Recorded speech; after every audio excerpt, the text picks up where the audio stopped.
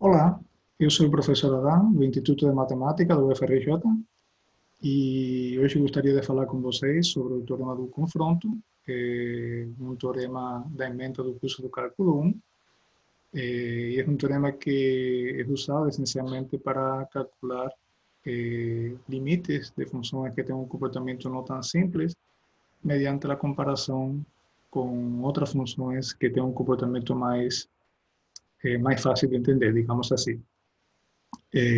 O plano de aula que temos para hoje é o seguinte: é a motivação da essência desse teorema através de um exemplo discreto. Depois falaremos do teorema principal em termos matemáticos, e daremos finalmente uma aplicação e um exemplo de cálculo usando o teorema do confronto. Bom, antes de passar a enunciar o teorema em termos matemáticos, eu gostaria de trazer a essência desse teorema um pouco colocando na situação no mundo discreto. Né? E a situação é a seguinte: suponhamos que temos 3 corredores, Pedro, Ana e Victor, e que eles correm um trajeto de 10 km durante uma semana. E temos as seguintes informações: Pedro nunca faz um tempo maior do que Ana, e Ana nunca faz um tempo maior do que Victor. Bom, depois com estas duas informações dos corredores, nós temos uma comparação entre as funções tempo que cada um desses corredores faz. Por exemplo, dá para ver que o tempo de Pedro no dia D é sempre menor ou igual que o tempo de Ana no dia D, que é menor, por sua vez, que o tempo de Victor no dia D.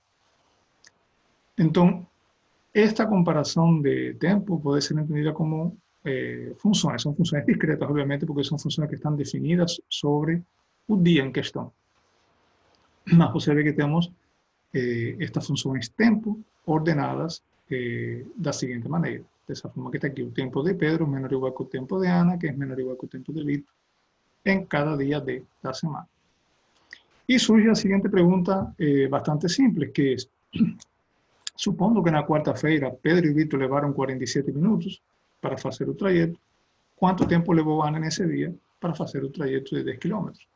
Bom, então a resposta a esse problema é obviamente muito simples, pois nessa quarta-feira, se Pedro fez 47 minutos e Victor fez 47 minutos, sabemos que o tempo que Ana fez nesse dia, na quarta-feira, está entre 47, é maior ou igual que 47 e menor ou igual que 47, por causa desta desigualdade entre os tempos que eles sempre fazem a cada dia.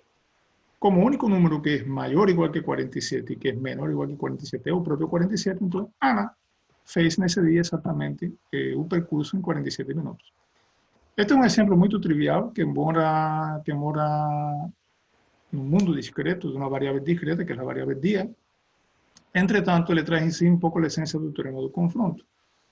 O teorema do confronto é um pouco mais profundo, porque o que ele faz é, como veremos, o que ele faz é coletar informação na vizinhança de um ponto, funções reais, funções de variável real, na vizinhança do ponto, mas ele precisa exatamente ter essa comparação de 3 funções, de uma função que está no meio de outras 2, e através das funções extremas, digamos assim, nós seremos capazes de inferir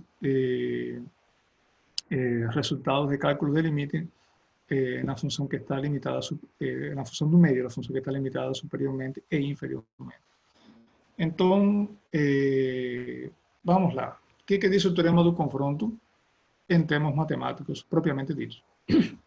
Bom, o teorema do confronto vai envolver exatamente 3 funções, funções f, g e h, definidas em torno de um ponto. Quando estou falando de em torno de um ponto, em termos de limite, a gente sabe que desde o início do curso nós estamos deixando bem clara a ideia que em torno de um ponto aqui é um intervalo que contém esse ponto, sem importar muito o que acontece exatamente com a função no ponto. De fato, eu gosto de chamar isso de vizinhanças reduzidas. E coisa seria uma vizinhança reduzida? Ou seja, que estamos interessados no comportamento destas funções f, g e h em um intervalo que contém o ponto x0, mas podemos excluir ele, não estamos muito interessados no que acontece com ele, e isso se exprime matematicamente da seguinte maneira: um intervalo x0 menos delta até x0, que é o que representa a parte esquerda desta vizinhança, unido com um intervalo x0, x0 mais delta, que é o que representa a parte direita do intervalo todo que está aqui. O delta um pouco o que influencia no comprimento desse intervalo como um todo. Tá? Temos aqui este comprimento de aqui até aqui, delta, e este comprimento de aqui até aqui, delta, que é o que significam estas sumas e estas diferenças de delta ao ponto x0. Ou seja, ao todo, esto es una vizinhança reduzida de comprimento dos delta. Estaremos interessados em vizinhanças desse tipo, onde o delta pode ser tão pequeno quanto a gente quiser, ou seja, tão pequeno quanto a gente precisar. Ou seja, ao ponto de, na linguagem mais popular, de termos que botar uma lupa para enxergar a própria vizinhança. Então, esse é um pouco a ideia de estudo do cálculo de limites e de problemas que têm a ver com o comportamento das funções na vizinhança no ponto. Não interessa o que passa no ponto, interessa o que passa na vizinhança desse ponto. E vizinhança pode ser entornos bem pequenininhos, podem ser entornos microscópicos, ok? Então, o teorema do confronto olha para três funções que estão em uma vizinhança, em uma certa vizinhança reduzida, e ele tem hipóteses. Estas hipóteses são, as funções estão ordenadas nessa vizinhança. O que significa ordenada? Que a f de x, que estou indicando com azul, é menor ou igual que a g de x, e y de x menor ou igual que a k de x. Por exemplo, elas estão ordenadas dessa maneira, e esse ordenamento também poderia ser estricto, não precisa ser menor ou igual, pode ser f de x menor que y de x, e y de x menor estricto que a de x. E isso acontece para todo x na vizinhança reduzida que está aqui em cima. Temos como segunda hipótese do teorema que as funções que limitam inferiormente e limitam superiormente a função do meio g possuem limites. Tá? Então, existem os limites tanto de f como de h quando x tiende a x0. E como terceira hipótese, estamos asumindo que os limites de estas funções extremais, da função x, a função limitante inferiormente e a função limitante superiormente, têm limite, tem o mesmo limite, e eu estou chamando esse limite de um número L. Então, estas são as três hipóteses que tem o teorema do confronto para estas três funções que estão definidas em uma certa vizinhança do ponto x0. Bom, depois, com essas três hipóteses, podemos concluir duas coisas, essencialmente.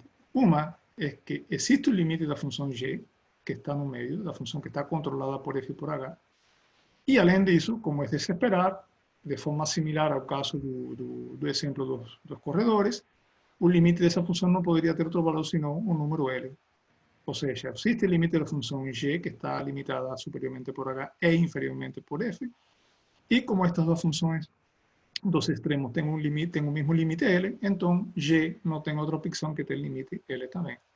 Então, esta é a filosofia, essa é a forma em que o teorema do confronto age. Então, a filosofia de trabalho é a seguinte: você pode estar com uma função complicada, g, que você não sabe entender o comportamento quando x se aproxima de x0, você não sabe efetivamente calcular o limite, digamos assim, mas se por algum mecanismo você é capaz de estabelecer boas estimativas superior e inferior por funções f e h que têm um comportamento mais simples de se entender, então, se esse comportamento for o mesmo, se estiver dado pelo mesmo limite quando x tiende a um ponto, então o comportamento da função g fica subordinado a esse comportamento das funções dos extremos. Então, a ideia da prova é essencialmente a definição de limite, mas antes eu queria mostrar graficamente mais ou menos o que o teorema fala de alguma maneira. Por exemplo, este grafiquinho que está aqui, este gráfico mostra uma situação de duas funções no plano cartesiano, e vemos que temos a função y igual a f de x, que está nesse gráfico azul, e temos a função y igual a h de x, que está nesse gráfico verde. Obviamente, elas não estão ordenadas ao longo do eixo x da mesma maneira, mas pelo menos há um pedaço aqui entre estes dois pontos de interseção em que você vê que o gráfico em azul está abaixo do gráfico em verde. E estamos também ilustrando um caso em que estas duas funções, ambas as funções, quando x tiende a x0, as funções têm limite L, ou seja, os gráficos, a imagem dessa função se aproximam cada vez mais do número L. Certo? Então, digamos que temos agora a função g de x, que é uma função representada agora com um gráfico em vermelho aqui, e que essa função se localiza en alguna vizinhança entre estas otras dos funciones que fueron previamente dadas. Por ejemplo, en ese gráfico que yo diseñé aquí, a Y está, o gráfico da Y, que está en vermelho, está acima do gráfico em azul, e o gráfico da Y está abaixo do gráfico embedded, que é a função H, não em todo o eixo X, obviamente, mas, por exemplo, isso acontece entre 0 e 3. Tá? Ou seja, uma vizinhança do ponto X0 razoável para aplicar o teorema do confronto aqui seria exatamente a vizinhança que começa em 0 e termina em 3, como um entorno do ponto X0 que está aqui no intervalo 1, 2.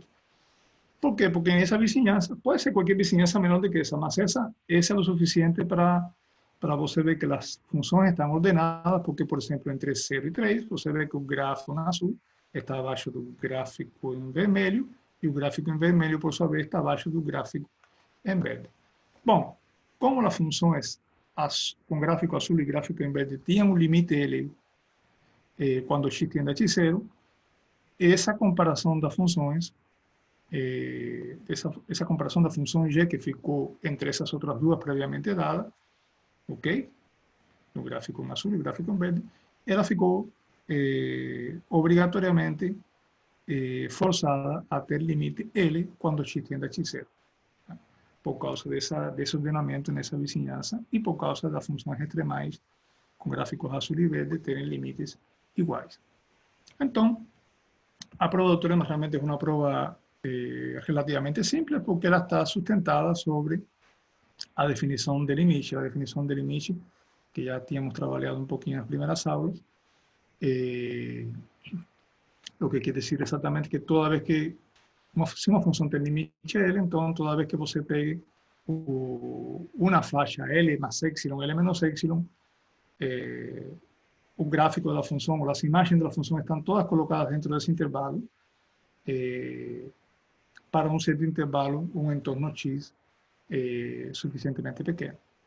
Então, o fato de f de x ter limite L quando x tende a x0, isso obviamente nos garante que há uma vizinhança reduzida de epsilon, que eu coloquei aqui, desta maneira. Ou seja, podemos encontrar um delta epsilon positivo, suficientemente pequeno, tal que esta vizinhança reduzida que está aqui, que vai depender do delta epsilon, está incluída na vizinhança reduzida previamente dada, onde as funções estão ordenadas.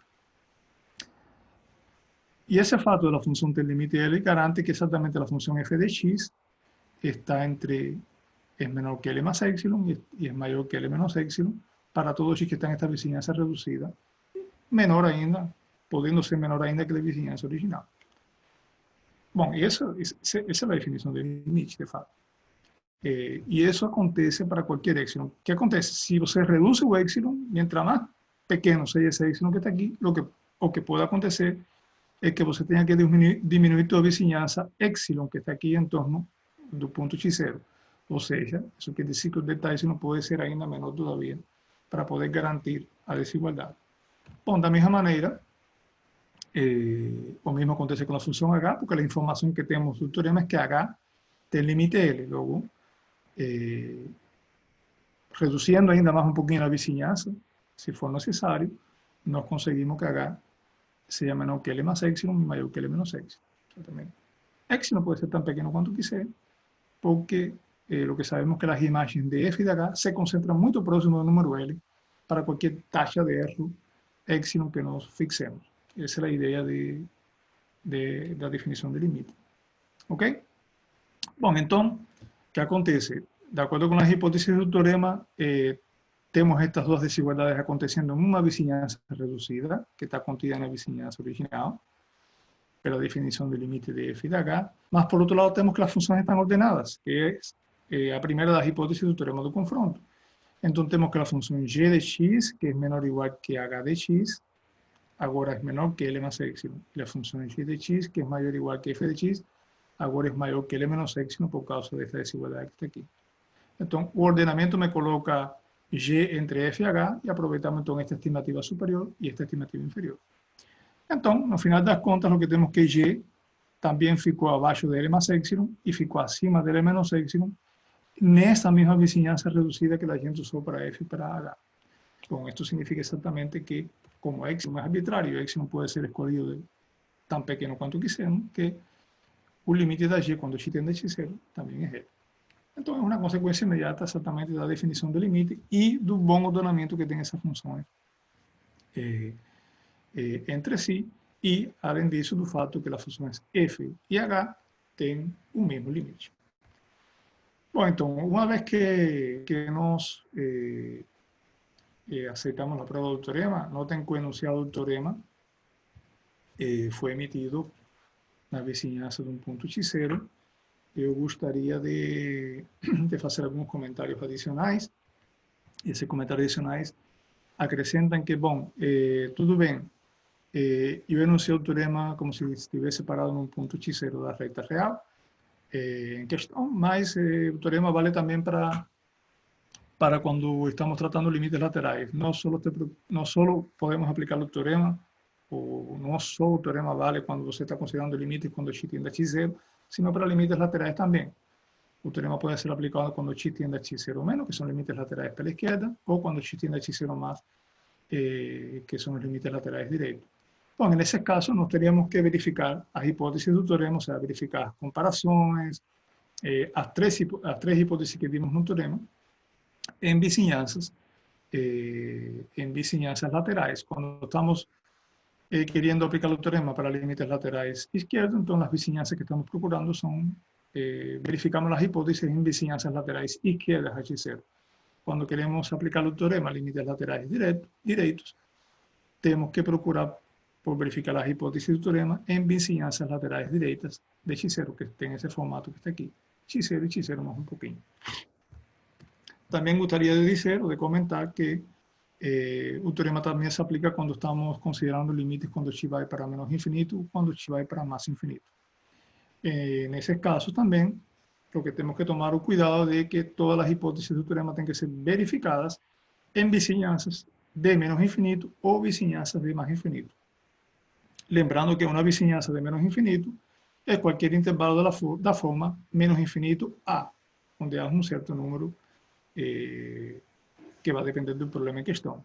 E as vizinhanças para mais infinito são intervalos do tipo b até mais infinito, onde b também é um número que vai depender da situação em concreto.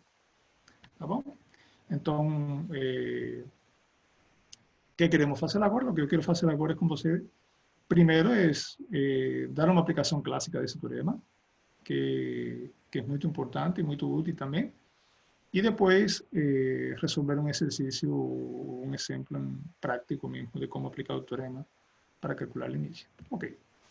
Bom, a aplicação que eu quero fazer, que é o primeiro exemplo aqui que estou colocando, é, de fato, provar o teorema do limite fundamental trigonométrico. Esse teorema nos diz que quando x tiende a 0, seno de x sobre x tiende a 1.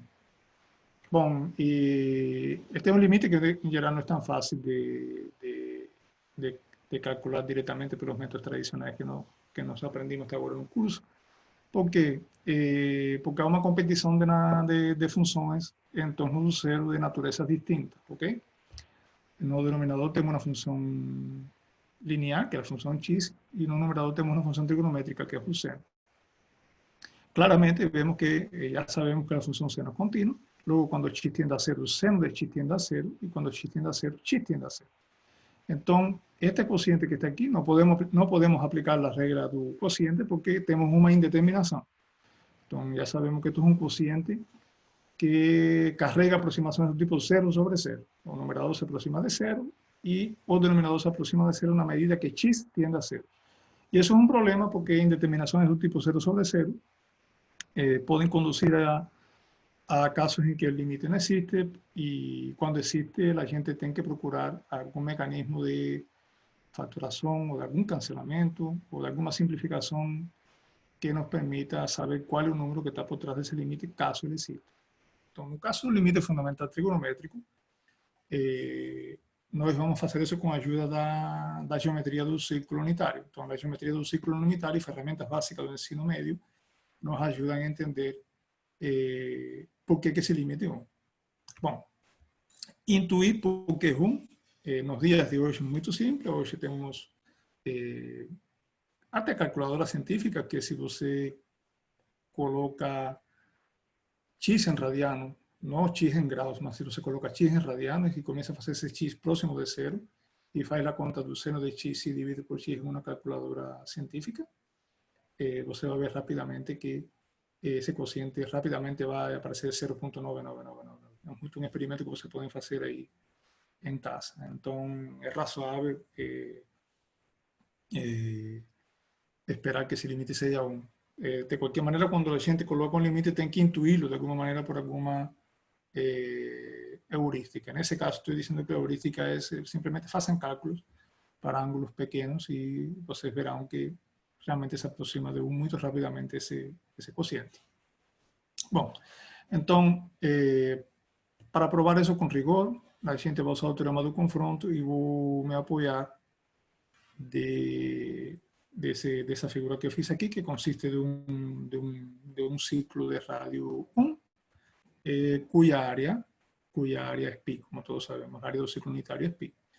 E eu desenhei aqui, eu vou considerar estes ângulos x que estão aqui marcados, esses ângulos vão ser ângulos pequenos. Pequenos, para mim, en este caso, van a significar que son ángulos que están entre 0 y π sobre 2. Voy a me concentrar en ese intervalo a direita do 0. O sea, voy a considerar ángulos positivos y menores que π sobre 2. O sea, ángulos no primeiro cuadrante. No primeiro cuadrante desse ciclo que está dividido aí. Ok, então, vou considerar também esse triângulo OBC, que está em laranja. E, como esse triângulo OBC está dentro do círculo, eu posso concluir, obviamente, que a área do triângulo OBC é menor que a área do sector circular OBC. Então, eu vou escrever matematicamente isso assim. A área do triângulo OBC é menor que a área do sector OBC. É claro, porque o triângulo está completamente contido dentro desse sector circular. Bom, e o que eu vou fazer agora? O que a gente vai fazer é tentar calcular essas áreas, tanto do triângulo como do sector circular, em função do ângulo x. Bom, a área do triângulo pode ser calculada de maneira muito simples, porque nós temos uma fórmula da área do triângulo que a área de um triângulo conhecendo dois de seus lados e o ângulo compreendido entre esses lados, essa área é dada pelo produto desses lados dividido por 2, multiplicada pelo seno do ângulo. É uma fórmula bem conhecida do ensino médio. E agora vemos que esses lados são OB, OC e x, que é o ângulo compreendido, só que tanto OB como C são raios do ciclo, portanto, eles estão em um ciclo unitário. Então, estas duas quantidades valem 1 e essa área passa a ser exatamente seno de x sobre 2. A área do sector circular é direta, a área de um setor circular em um ciclo unitário sobre um ângulo x medido em radiano é exatamente a metade do ângulo medido em radiano. Então, é uma fórmula genérica para qualquer x e é obtida por proporcionalidade. De fato, se você coloca aqui x como sendo 2π, 2π significaria que é o sector dado pelo ciclo todo, 2π sobre 2 seria π, que é a área do ciclo. Então, esta fórmula é obtida por proporcionalidade. E, bom, o que sabemos? Sabemos que a área do triângulo é menor que a área do sector, então essa comparação me permite comparar estas duas funções. Então, o que eu consigo ver? Consigo ver que o seno de x sobre 2 é menor que x sobre 2, para ângulos maiores que 0 e menores que π sobre 2. Bom, e isto me implica, fazendo um pouco de álgebra aqui, o 2 pode ser simplificado porque é um número positivo e está no denominador de ambos lados da desigualdade. Então, o que posso fazer aqui agora é dividir por x, e quando divido por x, fica seno de x sobre x, trago o 2 para cá, multiplico por 2, 2 entre 2 é 1, que é esse 1 que ficou aqui. E aí vemos que já temos uma boa limitação superior para a função seno de x sobre x. É uma limitação muito boa, porque nós desejamos provar que o limite de seno de x sobre x é 1, mas já temos que há uma função, que é a função constante, identicamente igual a 1, que limita a função seno de x sobre x, pelo menos para ângulos positivos e menores que π sobre 2. Certo? Mas eu preciso agora, precisamos agora, procurar por uma estimativa inferior. Então, para procurar por uma estimativa inferior, novamente nos aproveitamos da geometria do círculo e fazemos esta construção auxiliar que está aqui indicada em azul. O que eu vou fazer é colocar e traçar um segmento BD que é tangente ao círculo no ponto B. y prolongar ese lado C, prolongar ese segmento C, hasta encontrar essa tangente ao círculo em B e chama essa interseção de um ponto D. E aí cria-se um triângulo, que é o triângulo OBD. Bom, agora reparemos que o sector circular OBC agora ficou dentro desse triângulo OBD. Então, o que podemos concluir? Com base nessa figura, podemos concluir que a área do setor circular OBC agora é menor que a área do triângulo OBD. Bom, então fazemos as contas. A área do setor circular já sabíamos que era x sobre 2 pelos cálculos anteriores. E a área do triângulo OBD, eu vou voltar um pouquinho aqui atrás, como esto es una recta tangente, él es perpendicular al radio del ciclo, entonces ese triángulo OBD es un triángulo rectángulo en B, cuyos catetos son OB y BD.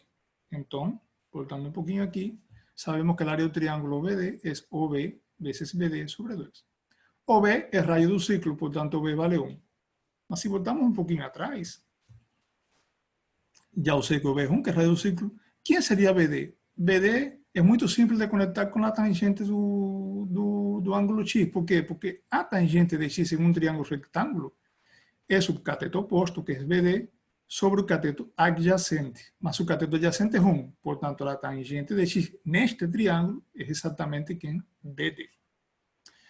Ok? Então, BD passa a ser substituído pela tangente de x, OB é o raio, e o que temos é exatamente que a área desse setor, que é x sobre 2, é menor estricto que a área do triângulo OBD, que agora está escrita como esta expressão que está aqui, que é tangente de x sobre 2. E o que fiz aqui foi simplesmente escrever a tangente como seno sobre cosseno. Por isso que ficou x sobre 2 menor que seno de x sobre 2 cosseno de x. Novamente, com um pouquinho de álgebra, quando x está entre 0 e π sobre 2, o cosseno é positivo, portanto, posso multiplicar por cosseno sem alterar o sinal da desigualdade, posso dividir por x e posso simplificar os dois. Então, esta desigualdade me implica que cosseno de x é menor que seno de x sobre x. Bom, o que aconteceu? O que aconteceu foi que com essas comparações de áreas, com essas comparações geométricas de área, eu consigo ter um controle superior e inferior da função seno de x. Ou seja, seno de x sobre x es menor que 1, que estoy llamando esa función de H, por eso que yo coloqué 2 puntos igual a 1, estoy llamando esa función constante igual a 1 de H, y seno de x sobre x es mayor que coseno de x, estoy llamando esa función coseno de x da f, y eso acontece cuando x está entre 0 y π sobre 2. Bom, vou aplicar o teorema do confronto no caso de um limite lateral direito. O que é que posso dizer aqui? O que posso dizer é que, como limite quando x tiende a 0 pelo lado direito do cosseno de x é igual a 1, porque o cosseno é uma função contínua, então o limite quando x tiende a 0 pelo lado direito do cosseno de x é o cosseno de 0, que é 1. Isto também coincide com o limite quando x tiende a 0 de 1, que 1 é uma função constante. Uma função constante sempre tem ela mesma como limite. Então, realmente, os limites laterais quando x tiende a 0 da função cosseno e da função 1, que são as limitantes inferior e superior, respectivamente, deste quociente, valem 1, seguido do teorema do confronto, que o limite quando x tiende a 0 de seno de x sobre x tem que ser também 1. Bom, mas aí eu provei apenas que o limite lateral direito vale 1. E o teorema me fala que é o limite quando x tiende a 0, não é o limite lateral direito apenas. Mas o limite lateral esquerdo, eu posso calcular simplesmente sem tentar procurar mais argumentos geométricos, simplesmente aproveitar as propriedades de função seno e entender que calcular o limite quando x tiende a 0 pelo lado esquerdo de seno de x sobre x pode ser visto como um limite lateral direito, fazendo uma troca. Basta trocar o argumento x por menos t, por exemplo. Basta trocar o argumento x por menos t, como fiz aqui. Troquei esse x por menos t, troquei esse x por menos t. E colocar t indo para 0 mais. Ou seja, t indo para 0 positivo. Por quê? Porque se t vai para 0 positivo, esse menos t vai para 0 negativo e esse menos t vai para 0 pelo lado esquerdo. É o que estou dizendo. Então, este limite que está aqui pode ser entendido também como esse limite que está aqui. Por outro lado, a função seno é uma função ímpar e o seno de menos t puede ser, es exactamente igual a menos un seno de t. Entonces, seno de menos t es menos un seno de t. Entonces, un menos de menos seno de t se va a cancelar con este menos que está aquí abajo y va a voltar nuevamente ese límite a ser el límite cuando t tiende a 0 de seno de t sobre t por causa de imparidad de la función seno. Bueno, mas ya sabemos que el límite cuando t tiende a 0 de seno de t sobre t es 1 porque no interesa si es x o es una variable cualquiera. Lo que importa es que cuando el seno de un argumento sobre ese mismo argumento, ese argumento se aproxima de 0 por el lado derecho, eso se aproxima de 1. El cociente se aproxima de 1. Entonces, el límite lateral izquierdo también vale 1, aprovechando esa imparidad de la función seno y de esa mudanza de variable. Entonces, con eso fechamos la prueba de lo que llamamos el límite fundamental trigonométrico, que es un límite que es bastante importante en las matemáticas, sin duda, y que aparece en varios cálculos de otros límites. ¿Ok? Muy bien. Entonces, por último, en esta pequeña aula de hoy, yo quería colocar un ejemplo en particular. Supongamos que se haya pedido calcular el límite cuando x va para más infinito, este ejemplo es infinito, de la función seno de x sobre x al cuadrado más 1 multiplicada por coseno de x. Entonces, una primera tentativa você puede pensar, ok, entonces podemos aplicar la regla del producto, porque moralmente, ¿cómo você pensaría? Bueno, cuando x va para infinito, x sobre x al cuadrado más 1 va para 0, porque ya sabemos que cocientes de polinomios no infinito vai para 0 quando o grau do denominador é maior que o grau do numerador. O crescimento é muito mais rápido do denominador, nesses casos, que no numerador. Então, se essa função racional no infinito vai para 0, o seno de 0 é 0, portanto, esta primeira parte desse produto vai para 0. Mas tem um problema, que o cosseno de x, quando x vai para infinito, não tem um comportamento definido. En las primeras aulas, exactamente la gente usa las funciones trigonométricas como a través de algunas secuencias usamos ellas para mostrar cómo son funciones que pueden no tener límite dependiendo del x a donde esté ya convergiendo. En particular aquí, cuando x va para el infinito, es muy fácil de ver que la función coseno no tiene límite. De facto, va a tener secuencias de números muy grandes en que el coseno va a valer 1 y va a tener secuencias de números también muy grandes yendo por infinito en que el coseno va a valer menos 1. Entonces, es simple pelo conocimiento de la función coseno. Entonces, coseno no tiene límite. Entonces, no podemos aplicar la regla del producto porque el límite del producto es el producto de los límites desde que cada una de las funciones envolvidas tenga límite, mas el coseno no tiene. ¿Qué que sabemos del coseno? Que el coseno fica oscilando entre menos 1 y 1 para cualquier x que esté en la recta. Entonces, eso la gente sabe. Mas no tengo un límite cuando x va para más infinito. Por otro lado, entonces yo estoy queriendo calcular un límite no más infinito y voy a aplicar el teorema de confronto. Entonces yo tengo que procurar una buena vizinhança. Y el punto de partida aquí es ver que el coseno no tiene un comportamiento, no existe un límite del infinito, mas tiene un comportamiento limitado, claro, que ya ayuda. Y que por la heurística que nos hicimos aquí no inicio, vemos que esta parte debe se concentrar en 0. Bueno, entonces, yo voy a intentar aprovechar esta desigualdad en azul para recuperar mi función a través de alguna álgebra. Y para recuperar mi función, notemos que lo único que está precisando aquí es multiplicar pelo seno. Mas yo no puedo seguir multiplicando esta desigualdad pelo seno arbitrariamente porque el seno debería tener una positividad, sino yo estrago las desigualdades. Entonces, para preservar la orden de las desigualdades, yo tengo que multiplicar esto, yo podría multiplicar esto por números positivos.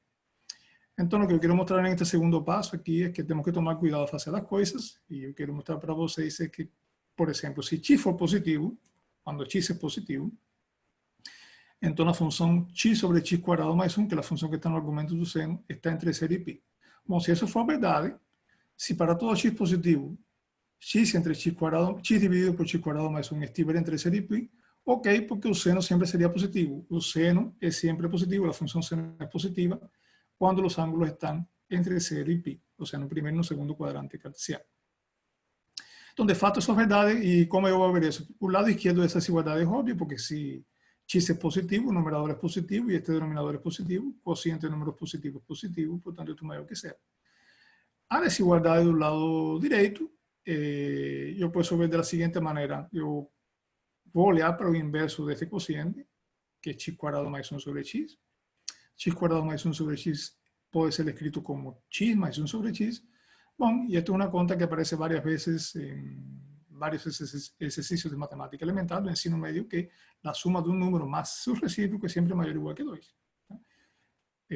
Bom, eu deixo para você verificarem isso. Isso é muito simples usando a propriedade das funções quadráticas.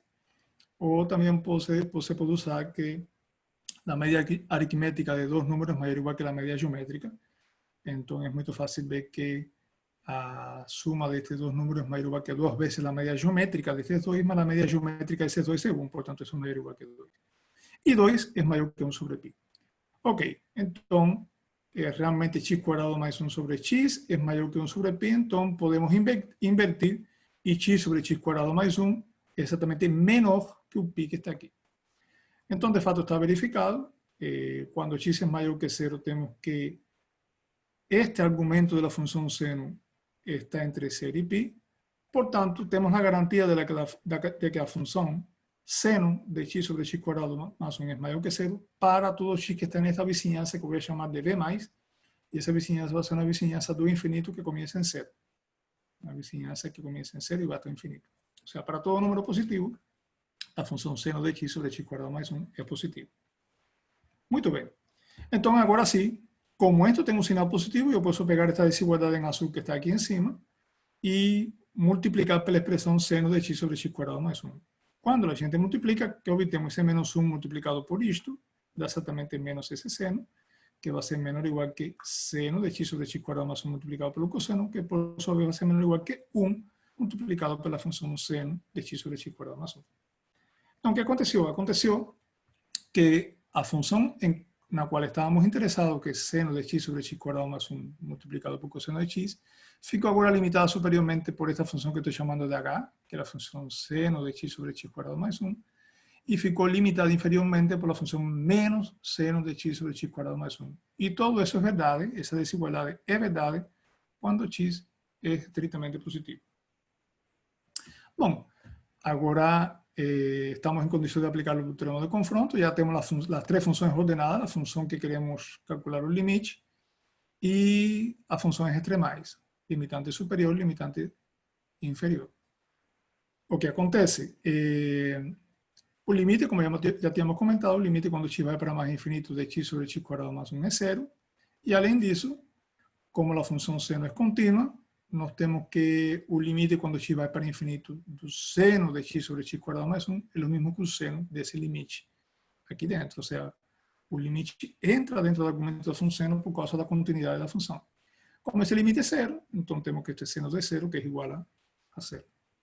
Então, esse cálculo nos diz que esse limite que está aqui vale 0. Mas se esse limite, porém, se esse limite vale 0, então este limite vale 0 e este limite vale 0. Então, o teorema do confronto realmente garante que a função que tínhamos no início, que é a função que está em vermelho aqui, tem também limite 0. Porque o fato de seno de x sobre x cuadrado más 1 tem limite 0, garante que a f tem limite 0 e garante que a g tem limite 0 quando x vai para mais infinito.